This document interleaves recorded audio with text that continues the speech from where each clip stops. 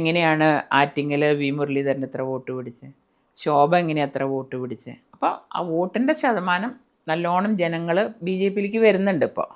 അപ്പോൾ ഇതൊക്കെ കാണുമ്പോഴാണ് കോൺഗ്രസ്സിന് ഈ ഒരു മരത്തെന്താ വൃത്തികേട് അവരെ കൊണ്ട് പറയിപ്പിക്കാനും. ഈ സാധാരണ ആളുകൾക്ക് എന്താ അറിയാം, ഒരു നേതാക്കന്മാർ പറയുന്നത് കണ്ണടച്ച് വിശ്വസിക്കണം. കണ്ടിട്ടുള്ള ആളാണ് ഞാൻ.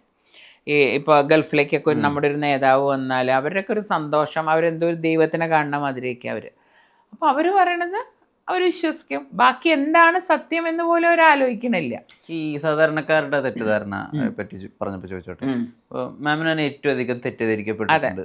അതായത് സാധാരണക്കാരുടെ മാമിന് ഒരുപാട് ധനമുണ്ട്, അച്ഛൻ്റെ ഇൻഫ്ലുവൻസ് വെച്ച് വളരെ സുഖലോലിപിയായിട്ടാണ് ജീവിച്ചു വന്നിട്ടുള്ളത്, വലിയ സാരി കളക്ഷൻ, ആഭരണ കളക്ഷൻ, ഇങ്ങനെയുള്ള ആരോപണങ്ങൾ. ഇത് പലതവണ മാം തന്നെ ക്ലിയർ ചെയ്യാൻ ശ്രമിച്ചിട്ടും ഇത് വന്നുകൂടുന്നുണ്ട്. റിച്ച് പൊളിറ്റീഷ്യൻ ആണ്, അങ്ങനെ ഒരു മുഖം വന്നുപോയി. അത് എപ്പോഴെങ്കിലും തോന്നിയിട്ടുണ്ട് അങ്ങനെ ഒരു ബാധ വന്നതാണ് പ്രശ്നം? ഉണ്ട്, എനിക്ക് തോന്നിയിട്ടുണ്ട്. കാരണം ഇപ്പം ഈ ഉടുത്ത സാരിക്ക് 1700 രൂപയുള്ളൂ.